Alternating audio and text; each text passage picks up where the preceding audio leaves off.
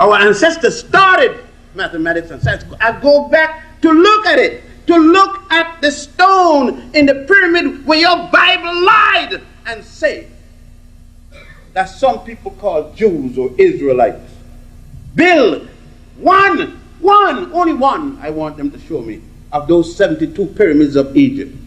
I want them to show me one of the 62 pyramids of Sudan, one of the 8 pyramids of Ethiopia that a single Jew built or a million Jew built. Show me one, not 10. The last of the major pyramids of Egypt was built in the 6th dynasty. The first Jew, Abraham, wasn't born until the 13th dynasty. Now, how the hell you going to build something before you got born? And I carry my people to see it. Carry them, go up in the tomb. I can't go no more. My foot don't hold up there no more. I'm not lying. I'm an old man. I'm not a senior citizen. I'm just old. I don't want nobody call me no damn senior citizen. I've never been a junior citizen, so how the hell am I going to be a senior citizen? I'm no citizen. I'm going to be a citizen under a cracker. No way. See? I go there and I show the sisters and brothers and look at these monstrous stones. You notice what a pyramid is built. Look at it good. Put your eyeball right up against the stone. And if you show me a brick made of any material, much less mud and straw, I mean, you know when you talk about the pyramid of Giza, you're talking about the one of Khufu, which the Greeks later called Cheops. You're talking about a building 48 stories high, 3.5 city block wide, over 600 and odd feet wide and long. Do you know what you're talking about? You're talking from 125th Street, okay? From Lenox Avenue to 7th to 8th to St. Nicholas. Going back up. From 125th Street and St. Nicholas, that's up there, up to the church, that Methodist church up there on 125th Street. Square, that's where you got to walk around to go around that pyramid. And you're talking about going up the Woolworth building is 47 or there's 48 stories. It's the height of the wool. That's above the ground. Now we got going down in the earth. 3.5 stories going down in the earth. That's the building you're talking about. And you think any kind of brick made from straw, we're going to carry that load? Monstrous stones brought there by your ancestors on boats in the inundation period, when the farmers couldn't work because of the flooding. They then went and quarried and brought the stones on the boats. And some damn nonsense about Jewish slaves. How the hell they need slaves when they got 350,000, 450,000 farmers not doing anything? You don't need no slaves. You don't need Charleston Heston. That's why I go back to look at these things for myself, to make sure that nobody jive me. How come they take you to Mecca, they take you to Palace, to Jerusalem, they take you to Bethlehem? How come they don't take you what belongs to you? Strange. Everywhere they take you but your home, your homeland, your motherland, your heaven. The next heaven you got is Africa. That's your first heaven. But I keep going because I understand. That's why each time I go and return, I'm rejuvenated. Just being there. Just looking at what my ancestors, and unfortunately, your ancestors, you don't know it. You look in the mirror all the time and think that you are Blackfoot Indian, a Crow Indian, a Goosemouth Indian, any kind of an Indian. That's all right if you got that too, because you all have to go hide the Indians, and I know what happened. But what happened to the part that they see most? The part you call nigger. You disrespect yourself and call each other nigger. I go there so I don't call nobody nigger. How could I call a person a nigger when all that I'm talking about, and I ain't touched the surface yet, did all these things? How am I going to call you a nigger? There's no way in the world I'm going to call my brother and my sister and my heaven nigger. I know better than that. And the only reason I don't is each time I go back to the motherland and go along the Nile to look at where all of these things coming from, my whole thought process. my knowledge of being. When I go and find out and read the medical papers left 2,000-3,000 years before the birth of Hippocrates, who comes to Egypt to learn medicine only to go back to be the father of it. And I go and read the Calhoun, what they call, listen to the names they give it. The Calhoun medical paper. The Rockefeller medical paper. Where did Calhoun and Rockefeller get a medical paper from? They're the thieves that brought them to the museums. When you go down to the museum in Brooklyn, the Brooklyn Museum, and you see the Edwin C. Smith papyrus, you know what it's dealing with? 1550 BC. It's dealing with spinal injury of the women. Spinal. Already they had disciplined medicine to the point that they broke it down into areas. You look at the Ebers papyrus dealing with reproduction. That's pregnant. This is gynecology. In 1555 BC, gynecology, dealing with Planned Parenthood, how to have your sex but still not be pregnant. 1555 BC. And that's attributed to Queen Hatshepsut, Makari Hatshepsut. And she ruled Egypt back in the 18th dynasty. Not only did she rule Egypt, but this was the woman that drove out the last of the first foreign invaders of Africa, the Hyksos. Makari Hatshepsut, a woman who ruled both as a queen and as a king simultaneously. Don't get her wrong. She was no lesbian. She was no butch. She had 2 babies. You don't get them butching.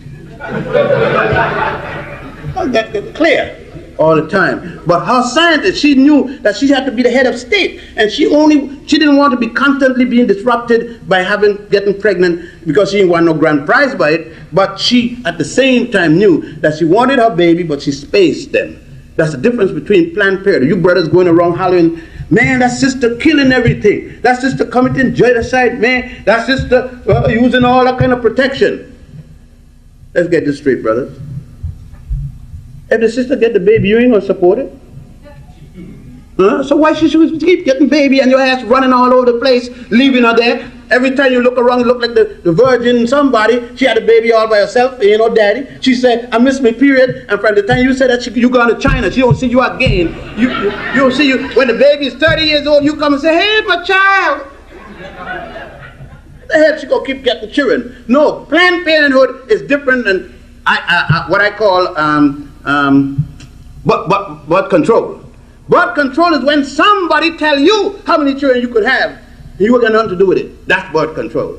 Birth control is when that black sister go up there and some worthless doctor decide to sterilize her without asking a question. That's birth control. But Planned Parenthood is when she and her man get there and say, let us use a method whereby we could have children as we can afford them. Why have black brothers and sisters going around here like I've seen some brothers and sisters going 2 o'clock in the morning, a 12-year-old girl in the street with nobody. Don't tell me you know where your dog at and you don't know where your daughter at. That's why I go back there to the Nile to look at those reading, to look at what they're talking about. The relationship of man, woman, and child. Yeah, way back there in those days. You look at the Nebuchadnezzar, the hieratic and the demotic and other types of writing. And as you read them, you could see. I go there because the first holy land ever spoken about, where people paid pilgrimage, not to Mecca, not to Jerusalem, not to Bethlehem. They used to go to Abydos. The first place on record where people went to a holy land, an area they call the Holy Land, Abydos, Abydos. When you go to Luxor, we take a bus and we go over to Abydos and to Dendera to see the temple of Setai I, the father of Ramesses II. And there we also see in the back, it's now flooded because of the rise of the Nile water caused by the creation of Lake Nasser. So we can't go in there anymore as we used to. Now they're trying to find a way to drain off the water so we can go back into that area to see where the ancient people first thought heaven was. other than the heaven of the woman. For those of you who are still talking about heaven in that context, remember, until the Nicene Conference of Bishops, ask your minister. Before the Nicene Conference of Bishops in 312-24, ordered by Constantine, the Roman emperor, Jesus was said to be born in a cave in Ethiopia. I go back to see where the teachings came from.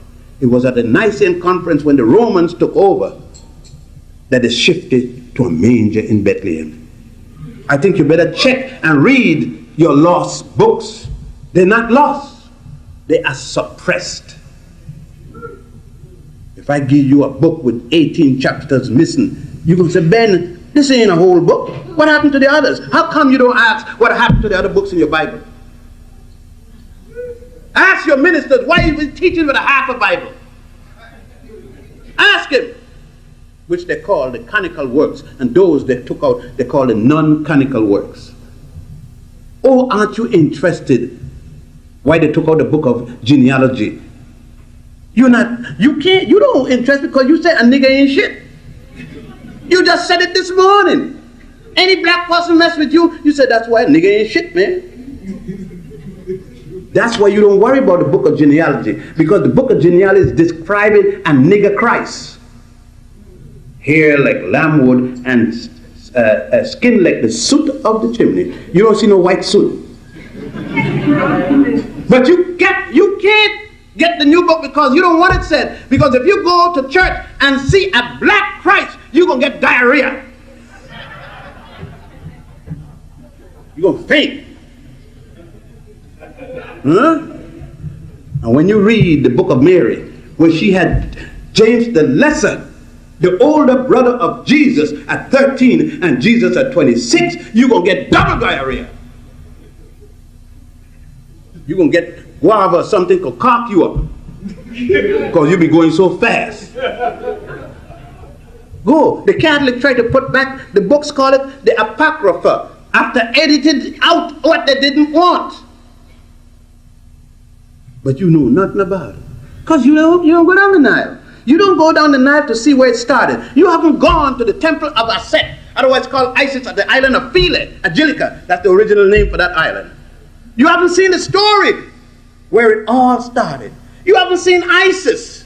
The story of Isis when she takes the 14 pieces of her husband that was cut up by his brother Set-Typhon.